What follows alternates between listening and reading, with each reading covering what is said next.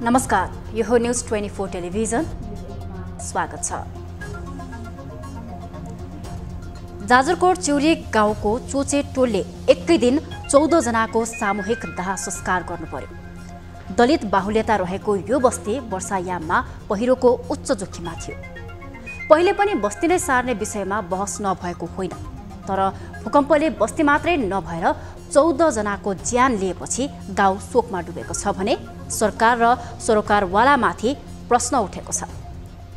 परिवारको खर्च धान्न भारतमा मजदुरी गरिरहेकाहरू पर्वमा रमाउन भन्दै घर पुगे। उनीहरू फेरि मजदुरीमा जानै नपर्ने गरी संसार छोडी गए।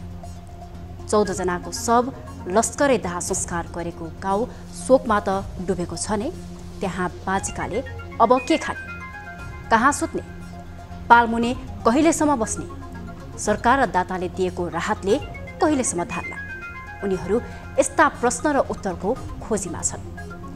सरकारले भूकम्प पीडितलाई 1 वर्षभित्र भूकम्प प्रतिरोधी संरचना बनाइदिने र भौगोलिक अध्ययन गर्ने आश्वासन त दिएको छ, तर यो साँच्चीकै सम्भव होला? पत्याउन गाह्रो छ। 2072 सालमा गएको विनाशकारी भूकम्पले नचेतेका हामी यसपालि सचेत बनाउला? आशा थोरै शङ्का धेरै छ। चोचे गाउँ जस्तै जाजरकोटको सदरमुकाम खलङ्गा, भेरी नगरपालिकाको रिम्नादेखि रुकुम पश्चिमको 8 बिस्कोटमा सग्ला घर कमै छन्। सरकारी तथ्याङ्कलाई हेर्ने हो भने पनि जाजरकोट भूकम्पमा 937 घर पूर्ण र 2954 घर आंशिक रूपमा क्षतिग्रस्त छन्। आंशिक क्षति भएका संरचना पनि बस्न मिल्ने अवस्था भने छैन। यस्तोमा सरकारले प्रभावकारी कदम चाल्नुपर्नेछ। राहत वितरणको नाममा हुने अपचलनलाई रोक्ने चुनौती पनि सरकार समक्ष छ। देश विदेशबाट सहयोगको बाजा र राहत आउने क्रम चले पनि यस्तो बेला आर्थिक अपचलन व्यापक हुने गर्छ।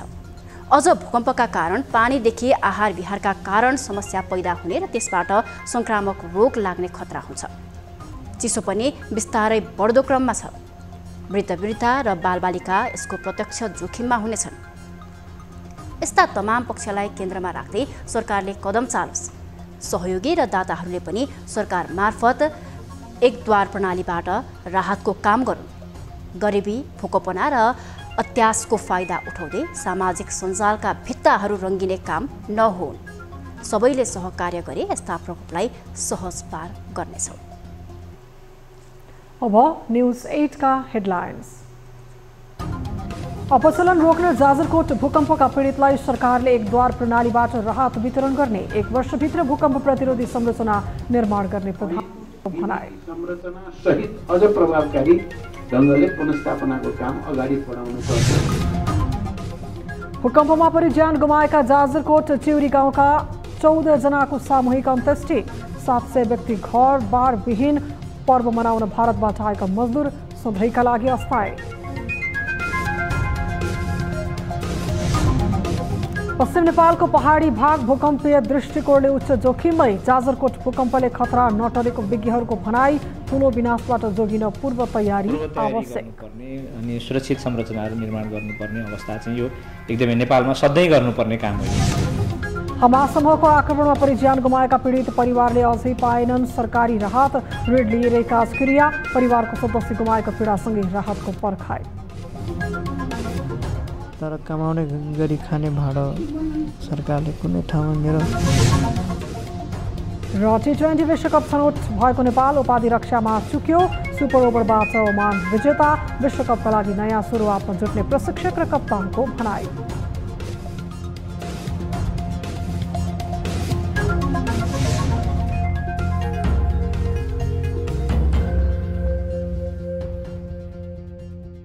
हामी निरन्तर न्यूजमा छौं। जाजरकोट भूकम्पका कारण भएको क्षतिबाट पाठ सिक्दै अब यस्ता क्षति न्यूनीकरणका लागि सरकारले उच्चतम प्रयास गर्ने बताएको छ। 2072 सालको भूकम्पबाट सिक्नुपर्ने पाठ र त्यसपछि निर्माण गरिनुपर्ने बस्ती संरचना र भौगोलिक अध्ययन बिना नै बन्ने संरचनाका कारण नेपालले दुर्घटना बेहोरिरहेको छ भने राहत वितरणको नाममा समेत ठूलो चलखेल हुने गरेको पाइन्छ। एक रिपोर्ट। जाजरकोट भूकम्पले जाजरकोट र रुकुम पश्चिमका निश्चित क्षेत्रमा धनजनको क्षति पुर्यायो। घर चर्किनेदेखि भौतिक क्षति प्राय ठाउँमा देखिए पनि धनजनको क्षति भने निश्चित क्षेत्रमा मात्रै देखिन्छ। तर प्रभावित क्षेत्रमा यति बेला विभिन्न व्यक्ति तथा संस्थाहरू लाम लागेर क्यामेरासहित पुगेको देखिन्छ। राहत वितरण गर्ने नाममा विभिन्न संस्थाले रकम जम्मा गर्ने र त्यस्तो रकमको सदुपयोगबारे कुनै सार्वजनिक लेखा परीक्षण नगर्ने प्रवृत्तिका कारण यस्तो सहयोगमाथि नै प्रश्न उठ्दै आएको छ। तर यस्तो काम रोकिन भने सकेको छैन। यस्ता विषयलाई नियन्त्रणमा लिएर एकद्वार प्रणालीबाट सरकारले नै राहत वितरणदेखि सबै काम गर्ने तयारी गरेको छ। अब हामीले राहत र पुनर्स्थापनातिर केन्द्रित हुनुपर्ने छ र राहत केन्द्रित हुने सन्दर्भमा यहाँ कुरा आइ नै सकेको छ। जाडोको मौसम पनि आउँदैछ, त्यसलाई पनि मध्यनजर गरेर चाहिँ हामीलाई टेन्ट, पाल अनि ब्ल्याङ्केट, स्लिपिङ ब्याग यस्ता सामानहरू अलि न्यानो कपडाहरूको बढी आवश्यकता देखिन्छ। प्रधानमन्त्री प्रचण्डले राहत वितरणमा एकद्वार प्रणालीको विषय मात्र नभई 1 वर्षभित्रमा व्यवस्थित र एकीकृत रूपमा भूकम्प प्रतिरोधी संरचना निर्माणमा समेत जोड दिएका छन्। 2072 को भूकम्पबाट पाठ सिक्नुपर्ने भए पनि कमजोरी भएको र ऐन कानून र विधिमा समेत समस्या रहेको भन्दै त्यसलाई समेत सच्याउनु पर्ने उनको भनाइ छ। विगतका अनुभवहरूको पनि समीक्षा गरेर खास गरी 72 का अनुभव हामीले प्राधिकरण बनाएर गरेका त्यसभित्रका सकारात्मक त्यसभित्रका कमी कमजोरी पनि छन्। फेरि ती कमी कमजोरीहरूको पनि राम्रो समीक्षा गरेर आउने दिनको निम्ति एउटा नयाँ चाहिँ तपाईको ऐन विधि संरचना सहित अझ प्रभावकारी ढङ्गले पुनर्स्थापनाको काम अगाडि बढाउनु पर्छ।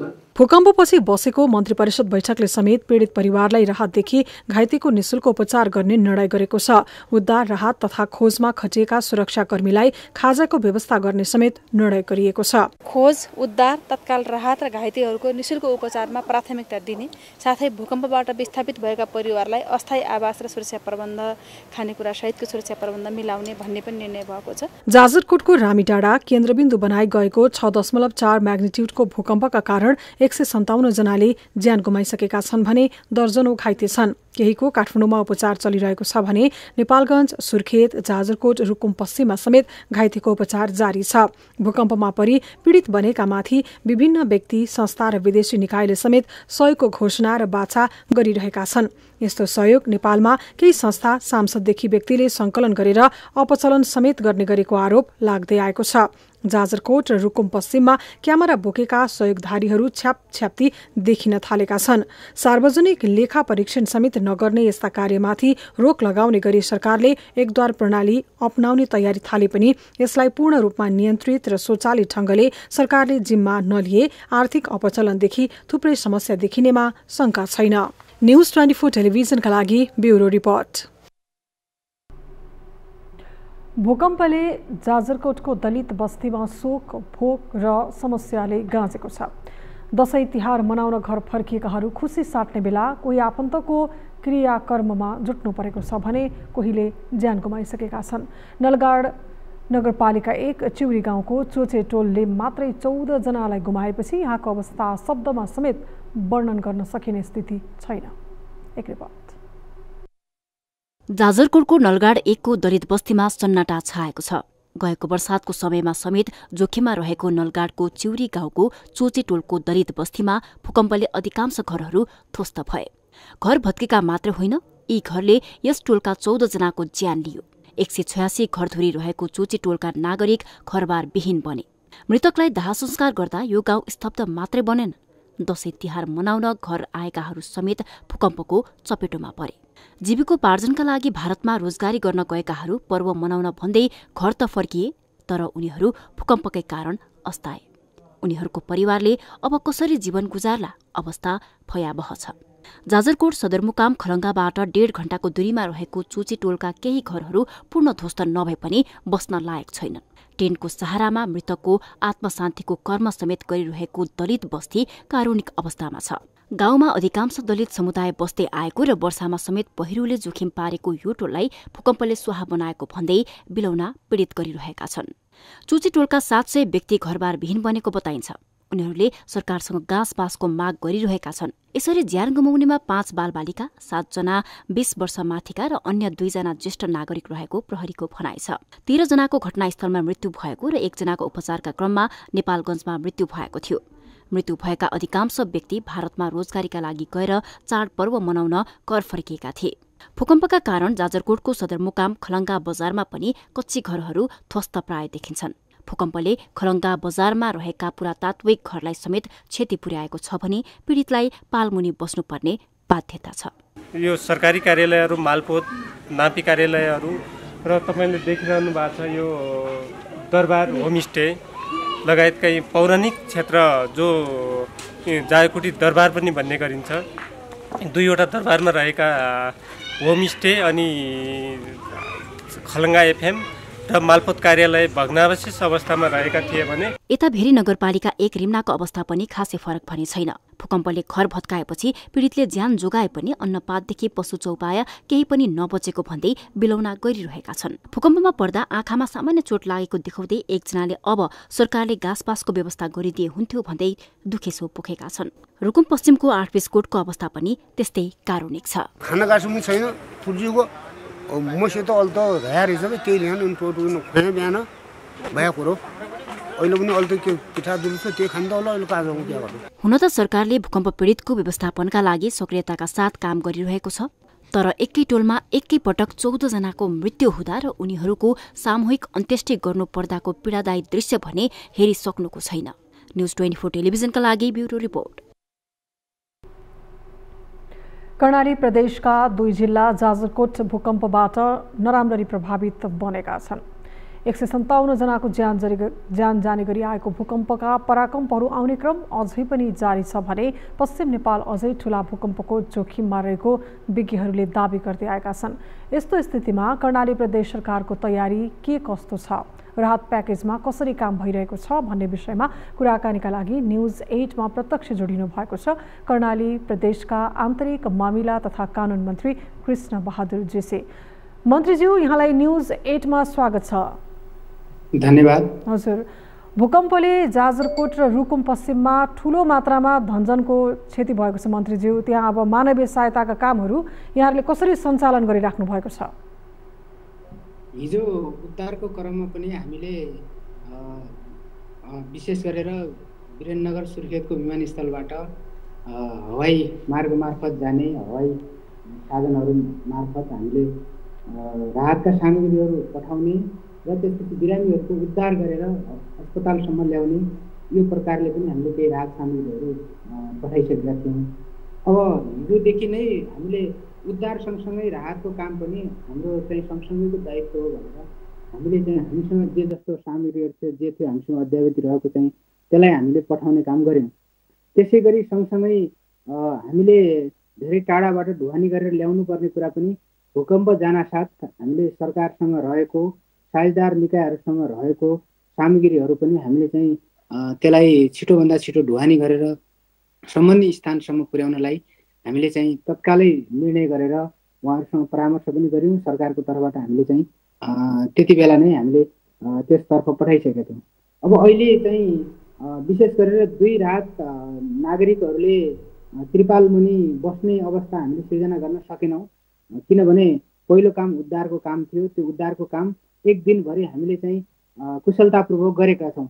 सङ्घीय सरकारले पनि चाहिँ हामीलाई एउटा ठुलो मद्दत के गर्यो भन्दाखेरि चाहिँ सबै हवाई साधनहरू विशेष गरेर नेपाली सेनाका चाहिँ हेलिकप्टरहरू, स्काई ट्रकहरू हामीलाई चाहिँ के भन्दाखेरि सुर्खेत बेस बनाएर यहाँबाट परिचालन गर्ने वातावरण बनाइदियो। यसले चाहिँ हामीलाई चाहिँ छिटोभन्दा छिटो चाहिँ हामीले उद्धारका कामहरू गऱ्यौँ र घाइतेहरू अस्पतालसम्म पुर्याउने अवस्था भयो र बचेको 2-3 जना चाहिँ विशेष गरेर एउटा 2 जना रेफरल केस र एउटा चाहिँ हिजो छुटेको उद्धार गर्न छुटेको आज बिहान मात्र गऱ्यौँ र यसरी चाहिँ हामीले गऱ्यौँ।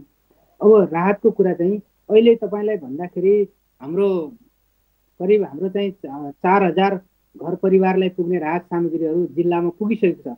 केही सामग्रीहरू आज राति पनि ढुवानी भइरहेको छ र त्यो चाहिँ बाटोमा छ। सम्भवतः भोलिबाट हामीले चाहिँ सबै घर परिवारलाई चाहिँ तिरपाल मुनि बस्ने वातावरण, टेन्ट मुनि बस्ने वातावरण, त्यसपछि न्यानो कपडाहरू प्रदान गर्ने अवस्था हुन्छ भन्ने चाहिँ हामीले त्यो अनुसार तयारी गरेका छौँ।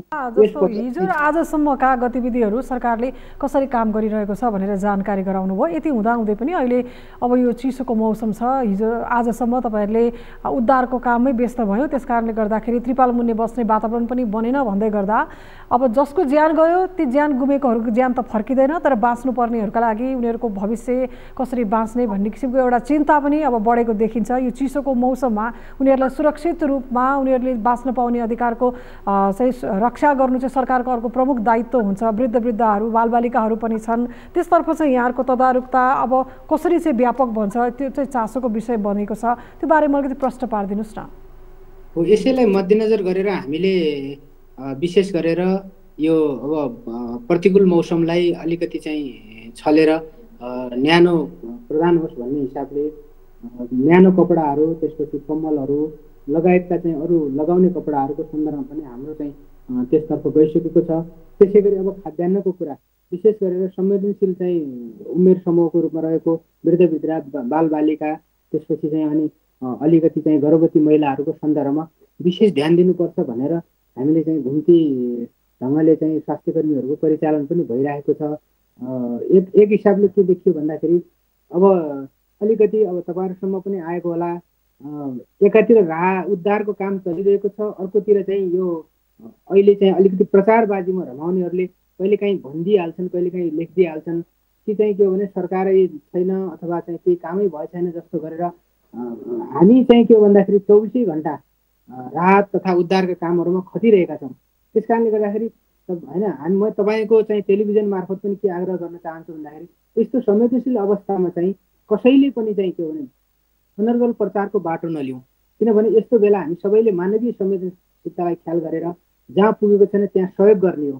त्यस कारणले गर्दाखेरि सरकारले जति लिड गरेको छ, गरिरहेको छ, आएको सामग्रीहरूलाई त्यसलाई चाहिँ एकद्वार प्रणालीबाट वितरण गर्ने कुरा चाहिँ विगतका विपत्तिहरूमा हामीले जे भोग्नु पर्यो त्यो यसपटक भोग्नु नपरोस् भनेर यसपटक पनि हामीले चाहिँ के गरेका छौँ, प्रदेशमा आएको राहत सामग्रीहरूलाई जिल्लागत हिसाबले सन्तुलित बनाएर वितरण गर्ने, जिल्ला प्रशासन मार्फत त्यहाँ प्राविधिक समितिहरू बनेको छ, त्यसबाट चाहिँ के भने स्थानीय तहलाई पनि सन्तुलित ढङ्गले वितरण गर्ने र स्थानीय तहले चाहिँ वडाका जनप्रतिनिधिहरूलाई जवाबदेही बनाएर चाहिँ होइन कोही पनि नछुटुन् राहत वितरणबाट भनेर त्यसरी हामीले एउटा चाहिँ के भने मेकानिजम बनाएर त्यो चाहिँ अब एउटा कार्य होइन त्यो एउटा विधि बनाएर चाहिँ अहिले हामी कार्यान्वयनमा लागिरहेका छौँ। त्यस कारणले भोलिसम्म चाहिँ हामीले चाहिँ धेरै ठाउँहरूमा र अधिकांश ठाउँहरूमा हामीले चाहिँ कहीँ पनि राहत प्राप्त गरेनौँ भन्ने अवस्था चाहिँ हामीले नहुने गरी काम गर्छौँ। एकद्वार प्रणालीबाट चाहिँ राहत दिने सरकारले भन्ने कुरा आफैमा सकारात्मक पक्ष हो, तर यो एकद्वार प्रणाली लागू गर्दै गर्दा कतै पीडितहरूले राहत पाउन ढिलासुस्ती त हुँदैन नि है?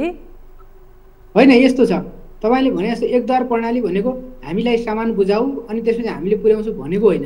हामीले के भनेका छौँ भन्दाखेरि को कहाँ जाँदैछ अहिले यस्तो, किनभने विपदको बेला हामीले परिचालन गर्ने विधि भनेको अलिकति फरक हुन्छ, अन्य अवस्थाको जस्तो हुँदैन। त्यस कारणले कसैले सहयोग गर्न चाहन्छ र कसैले कुनै स्थानै तोकेर, किनभने कसैको भावनात्मक सम्बन्ध हुन्छन्, कसैको चाहिँ के हुन्छ भने म यो ठाउँमा सहयोग गर्दा चाहिँ के हुन्छ भन्दाखेरि मेरो हिजोदेखिको सम्बन्ध थियो भन्ने हुन्छ, धेरै सम्बन्धका कारणले सहयोग गर्ने हुन्छ। अब म यो ठाउँमा सहयोग गर्छु भन्छ भने त्यसले के गरोस् भन्दाखेरि अथवा त्यो निकाय व्यक्ति या कुनै चाहिँ संस्थाले प्रदेश सरकारसँग समन्वय गरोस् कि कुन जिल्लामा सहयोग गर्दैछ र उसले भनेको ठाउँमा यदि राहत पुगिसकेको छ भने उसलाई आग्रह गरेर अर्को ठाउँ तपाईँले सहयोग गर्नुहोस् भनेर उहाँहरूकै हातबाट हस्तान्तरण गर्ने वातावरण पनि हामी बनाउँछौँ। त्यस कारणले के हो भने यो चाहिँ एकीकृत यो एकद्वार प्रणाली भनेर एउटा चाहिँ अलिकति चाहिँ जे खालको चाहिँ गलत प्रचार गर्न खोज्ने चाहिँ एउटा पनि समूह हुनसक्छ, तर वास्तवमा हामीले एकद्वार प्रणालीलाई पनि यसरी व्याख्या गरेका छौँ र अहिले अभ्यास पनि त्यसरी गरिरहेको छ। आज पनि पत्रकार महासङ्घको एउटा सहयोग गएको थियो, उहाँहरूले हामी यो ठाउँमा सहयोग गर्छौँ भन्नुभयो, त्यसपछि ल ठिकै छ भने हामीले प्रमुख जिल्ला अधिकारीसँग समन्वय गऱ्यौँ, त्यो ठाउँमा सहयोग पुगेको रहन्छ, नपुगेको ठाउँमा सहयोग गर्दा त सबै मिलेर सहयोग गरेकै ठिक छ मन्त्रीज्यू, जस्तो अब विज्ञहरूले पश्चिम नेपाल भूकम्पको ठुलो जोखिममा छ भनेर पटक पटक भन्दै आइरहेको विषय हो। यसैबीच अब मध्यम किसिमको भूकम्पले पनि 2 जिल्लामा ठुलो क्षति पुर्यायो। अहिलेको यो विपत्तिबाट अब शिक्षा लिएर अब बन्ने घरहरू भूकम्प रहित बनाउनमा प्रदेश सरकारले हस्तक्षेपकारी भूमिका निभाउनु पर्छ कि पर्दैन त? अब हामीले चाहिँ अहिले अब यस सम्बन्धी मापदण्डहरू, ऐनहरू, त्यसपछि कार्यविधिहरू पनि अब बनाउँदै थियौँ।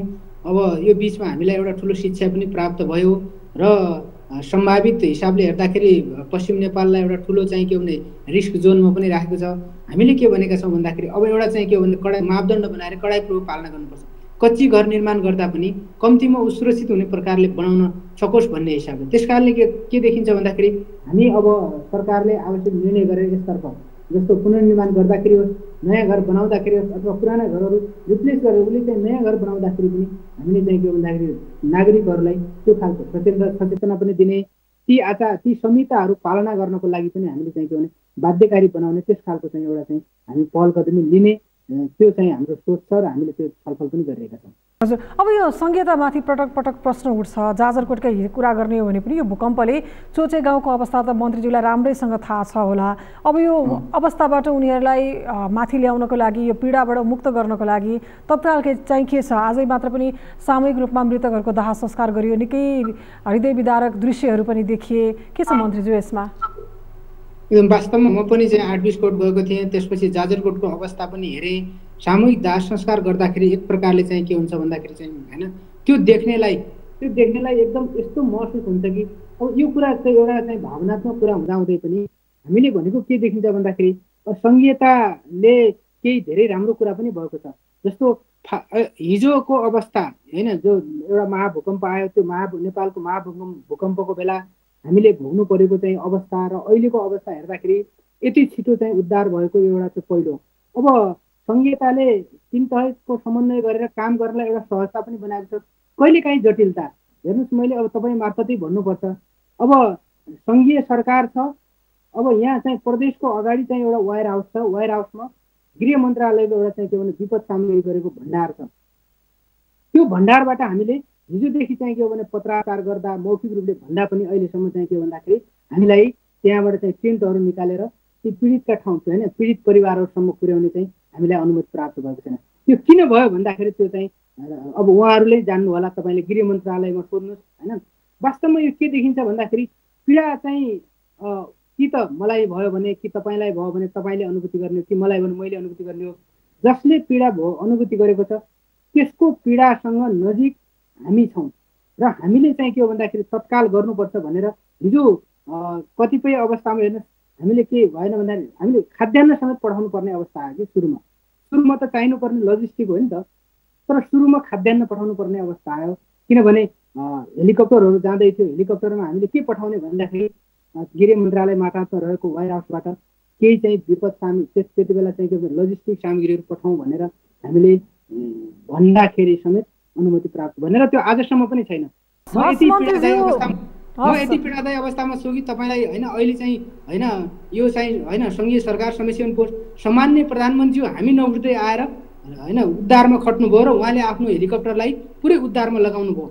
वास्तवमा मुलुकले यस्तो प्रधानमन्त्री प्राप्त गर्ने कुरा चाहिँ के भन्दाखेरि हाम्रो लागि गौरवशाली कुरा हो होइन। धन्यवाद मन्त्रीज्यू, तपाईँहरूले जसरी त्यहाँका स्थानीयहरूलाई जाजरकोट र रुकुम पश्चिमका जनताहरूका जे आवश्यकता छ त्यसलाई निहालेर उनीहरूका आवश्यकतालाई बुझेर पीडामा भएको ती त्यहाँका स्थानीयहरूलाई मलम लगाउने काम, राहत दिने काममा यहाँहरूको भूमिका प्रभावकारी बनोस्, हामी यही अपेक्षा गर्छौँ। यो समय साथ र संवादको लागि यहाँलाई धेरै धेरै धन्यवाद। धन्यवाद हवस् तपाईँलाई पनि। दर्शकवृन्द, यतिखेर न्युज 8का लागि प्रत्यक्ष संवादमा हुनुहुन्थ्यो कर्णाली प्रदेशका आन्तरिक मामिला तथा कानुन मन्त्री कृष्ण बहादुर जीसे। हामी निरन्तर न्युजमा छौँ। शुक्रबार मध्यरातमा जाजरकोट केन्द्रबिन्दु भएर गएको भूकम्पले पश्चिम नेपालका 11 जिल्ला प्रभावित भएका छन्। भूकम्पले जाजरकोट र रुकुम पश्चिममा धनजनको ठूलो क्षति भएको छ। घाइतेको उद्धार गरी विभिन्न अस्पतालहरूमा उपचार भइरहेको छ। सयौंको संख्यामा मानिसहरू विस्थापित भएका छन्। भौतिक क्षतिको यकिन विवरण त अझै आइसकेको छैन, तर 2072 सालको महाभूकम्पले निम्ताएको विपत्ति पछिकै ठूलो धनजनको क्षति भएको छ। जाजरकोटको भूकम्पलाई राष्ट्रिय भूकम्प मापन तथा अनुसन्धान केन्द्रले मध्यम खालको भने पनि किन यति ठूलो मात्रामा क्षति पुग्यो? एक रिपोर्ट। पछिल्लो समय पश्चिम नेपालका जिल्लाहरूमा केन्द्रबिन्दु भएर गएका भूकम्प मध्ये गत वर्ष डोटीमा गएको भूकम्प सबैभन्दा ठूलो हो। खप्तड केन्द्रबिन्दु भएर गएको उक्त भूकम्प 6.6 रेक्टर स्केल मापन गरिएको थियो। रातिको 2:12 गएको उक्त भूकम्पमा परि 6 जनाले ज्यान गुमाएका थिए भने केही घाइते भएका थिए। त्यस्तै गएको असोज 16 गते बझाङ केन्द्रबिन्दु भएर 6.3 रेक्टर स्केलको भूकम्प गएको थियो। बझाङ भूकम्पमा परि कम्तीमा 12 जना घाइते भए पनि ठूलो मानवीय र भौतिक क्षति भने निम्ति आएन। गएको कार्तिक 5 गते धादिङ केन्द्रबिन्दु भएर 6.1 रेक्टर स्केलको भूकम्प गएको थियो। उक्त भूकम्पले पनि खासै क्षति पुर्याउन सकेन। तर गएको शुक्रबार जाजरकोट केन्द्रबिन्दु भएर गएको 6.4 रेक्टर स्केलको भूकम्पले भने ठूलो मात्रामा मानवीय र भौतिक क्षति पुर्यायो। 2072 सालको महाभूकम्पपछि भूकम्पका कारण सबैभन्दा बढी क्षति पुगेको यो पहिलो पटक हो।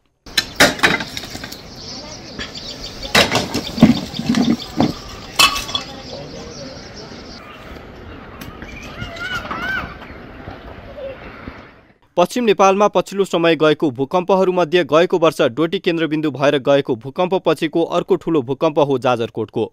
यद्यपि यो मध्यम खालकै भूकम्प भए पनि ठूलो जनधनको क्षति हुनुमा थुप्रै कारणहरू रहेको विज्ञहरूले बताएका छन्। रातको समयमा भूकम्प जानु, बलियो भौतिक संरचनाको अभाव, भवनको नक्सा पास र अनुगमनमा पर्याप्त ध्यान नदिनु, भूकम्पको धक्का लामो समयसम्म रहिरहनु नै ठूलो क्षतिको प्रमुख कारण रहेको विज्ञहरूको तर्क छ। पश्चिम नेपालमा त यी 4-5 वटा भूकम्पले पनि हामीलाई एकदम नै के भन्छ पूर्व सूचना वार्निङ दिइसकेको हो। त्यसैले त्यसको आधारमा रहेर अब धनजनको क्षति न्यूनीकरण गर्नलाई हामीले के गर्नुपर्छ भनेर राज्यले अहिलेसम्म सोचेन। राज्यले के गर्यो भने भुइँचालो आइसकेपछि मात्रै हतार जाने अनि बजेटको के कसरी व्यवस्थापन गर्न सकिन्छ यतिर हेर्ने जस्तो कुरो भयो। तर पूर्व तयारीको पाटोमा हामी अत्यन्त कमजोर भयौँ। भूकम्प मापन तथा अनुसन्धान केन्द्रका अनुसार करिब 518 वर्ष यता पश्चिमतिरको भूभागमा भूकम्पीय शक्ति सञ्चित भइरहेको छ। त्यसैले पनि पश्चिम नेपाल जोखिममा रहेको र कुनै पनि बेला 8 रेक्टर भन्दा बढी स्केलको भूकम्प जान सक्ने तर्फ सावधानी अपनाउन विज्ञहरूले सुझाउँदै आएका छन्। ठुलो भूकम्प हुन सक्छ, त्यसको लागि पूर्व तयारी गर्नुपर्छ भनेर भनिरहेको अवस्था हुँदाखेरि यो खालि कहाँ र कहिले भन्ने मात्रै प्रश्न हो। अहिले अब जाजरकोटमा हिजोका दिनमा भयो, भोलिका दिनमा पनि फेरि यो र योभन्दा ठुलो भूकम्पहरू गइरहन सक्छ। त्यसकारण हामीहरूले त्यसलाई अझ योभन्दा ठुलो भूकम्पलाई, महाभूकम्पलाई हेरेर पूर्व तयारी गर्नुपर्ने अनि सुरक्षित संरचनाहरू निर्माण गर्नुपर्ने अवस्था चाहिँ यो एकदमै नेपालमा सधैँ गर्नुपर्ने काम हो। यो 2072 को महाभूकम्पपछि संयुक्त राष्ट्रसङ्घको ब्युरो अफ क्राइसिस प्रिभेन्सनले विश्वका 198 राष्ट्रमध्ये नेपाल भूकम्पीय उच्च जोखिमको 11औं स्थानमा रहेको निष्कर्ष निकालेको थियो। साथै विभिन्न समयमा भएका अन्य अध्ययनहरूले पनि नेपाल त्यसमा पनि पश्चिमी क्षेत्र भूकम्पको जोखिममा रहेको जनाएका छन्। 500 वर्षदेखि सञ्चित शक्ति क्षीण हुन हजारौं साना भूकम्प जानुपर्ने विज्ञहरू बताउँछन्। त्यसैले मध्यम खालको भूकम्पले जाजरकोटमा यति ठूलो विपत्ति निम्त्याएकाले महाभूकम्पको झनै ठूलो विनाशबाट जोगिन सरकारले पूर्व तयारीमा गम्भीर ढंगले लाग्न जरुरी छ। न्यूज 24 टेलिभिजनका लागि टिभी जर्नलिस्ट शीतल रिजाल, काठमाडौँ। नेपालले दोस्रो पटक आईसीसी 2020 विश्वकप क्रिकेटमा छनौट भइसकेको छ। विश्वकपमा छनौट भइसकेको नेपालले टी20 एसिया छनौटको उपाधि रक्षा गर्न भने सकेन। सेमिफाइनलमा पनि ओमानसँग नै पराजित भई समूह उपविजेता भई फाइनलमा पुगेको नेपाल उपाधि भिडन्तमा पनि ओमानसँग चुक्यो। एक रिपोर्ट। आगामी वर्ष हुने आईसीसी विश्वकप टी20 क्रिकेट प्रतियोगिताका लागि नेपाल छनौट भएको छ। तर एसिया कप छनौटको उपाधि जित्न भने नेपाल असफल भएको छ। सेमिफाइनलमा नेपाल ओमानसँग मात्र 5 रनले पराजित भएको थियो।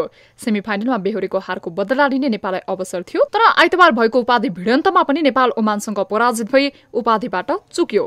घरेलु मैदानमा भएको खेल प्रतियोगिताको उपाधि भिडन्तमा टस जितेर पहिले ब्याटिङ रोजेको थियो। 10 ओभरको खेल खेल्दा समेत पितलो प्रदर्शन गरेको नेपाल त्यसपछि मात्रै एकाएक चम्किएको थियो। त्यसैले ओमानलाई 185 रनको लक्ष्य प्रस्तुत गर्यो। तर ओमानको विस्फोटक ब्याटिङ सामु नेपाललाई निकै हम्मे पर्यो। तर पनि ओमानलाई सुपर ओभरमा पुर्याउन सफल भएको नेपालले ओमानसँग सुपर ओभर मार्फत हार बिहोर्यो। टी20 विश्वकपको एसिया छनौटमा उपविजेता बन्दै विश्वकपमा पुगेको नेपाली टिमले विश्वकपमा राम्रो प्रदर्शन गर्ने लक्ष्य लिएको छ। Not really in the middle overs. I thought once we post that score, we needed a good start. I think we went wrong in power play, and we'll have to reflect and look at one, the skill execution under pressure, and more importantly, the bowling plans. Very long, but I'll repeat for you. We retained the ODI status. We went to the World Cup qualifiers and not the World Cup. When we went to Asia Cup, and now obviously we have gone into T20 World Cup. अहिलेसम्म त्यति लामो त सोचेको छैन यो फाइनलमा एकदम ध्यान थिएन अब चाहिँ बसेर चाहिँ अब पारस दाई सबैसँग बसेर चाहिँ प्लान बनाउन एकदम जरुरी छ र अब यसपछि बनाउने पनि छ हामी सबैजना मिलेर सो प्रिपरेसन त्यही हिसाबले गरेर किनभने टाइम छ अहिले वर्ल्ड कपको लागि सो त्यही हिसाबले प्रिपेयर पनि गर्छ ठुलो अर्थ राख्छ किनभने अब चाहिँ अपर्च्युनिटी छ 5-6 महिनापछि वर्ल्ड कप छ सो त्यसको लागि पनि भनौँ इन्फ्रास्ट्रक्चरहरू बनाउन एकदम जरुरी छ त्यसपछि चाहिँ सबैजना भनौँ प्लेयर्सहरूलाई ग्रो गर्न एकदम जरुरी छ किनभने वर्ल्ड कपमा सबैजनाले हेरेर हुन्छन् हामीलाई नेपाललाई स्पेशली सुपर ओभरमा ओमानले विस्फोटक ब्याटिङ गर्दै 21 रन जोड्यो भने नेपालले मात्र 10 रन जोड्न सक्यो। समझरमा नेपालमाथि जित निकालेको ओमान पराजित रहँदै उपाधि जित्न सफल भयो। एसिया छनौटको फाइनलमा पुग्ने दुवै टोलीले सन् 2024मा अमेरिका र वेस्ट इन्डिजमा आयोजना हुने टी20 विश्वकप खेल्नेछन्। विश्वकप एसिया छनौटको उपाधि भिडन्तले नेपाललाई विश्वकपका लागि ठूलै मेहनत गर्नुपर्ने पाठ सिकाएको छ। न्यूजहरू अझै बाँकी छन्, अब भालो ब्रेकको। हामी निरन्तर न्यूजमा छौं। अब वेदर अपडेट।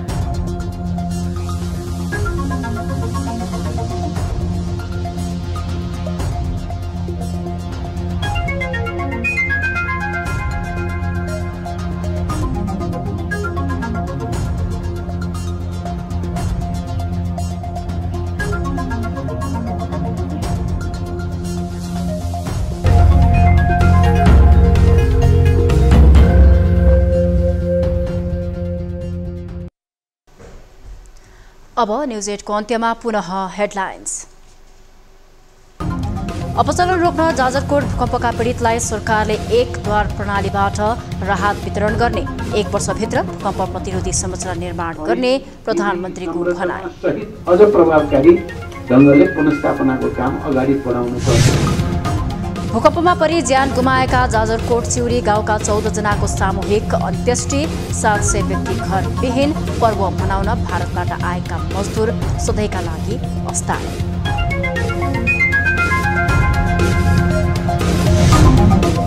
पश्चिम नेपालको पहाडी भाग भूकम्पीय दृष्टिकोणले उच्च जोखिममै, जाजरकोट भूकम्पले खतरा नटरेको विज्ञहरूको भनाइ।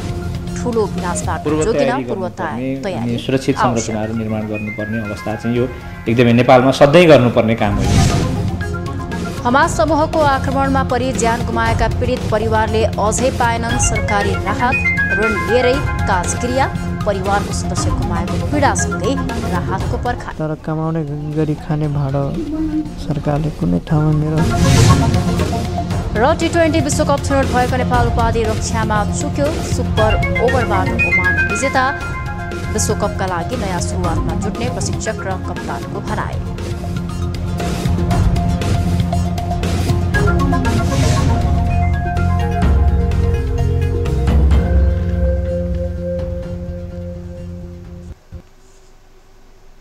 न्यूज 8 अहिलेलाई यति नै। जाँदै ताली र गालीका लागि हामीले सोधेको प्रश्नको अन्तिम नतिजा यसपछि प्रसारण हुने कार्यक्रम सीधा कुरा जनतासँगमा हेर्न सक्नुहुनेछ।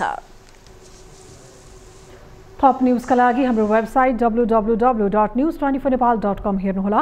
साथै हामीलाई फेसबुक, ट्विटर र युट्युबमा पनि फलो गर्न सक्नुहुनेछ। यस्तै मोबाइल, भाइबर र इमेलबाट 24 हेल्प डेस्कमा समस्या र गुनासो गर्न सक्नुहुनेछ। अहिलेलाई बिदा दिनुहोस्। हामी निरन्तर न्यूजमा छौं। नमस्ते।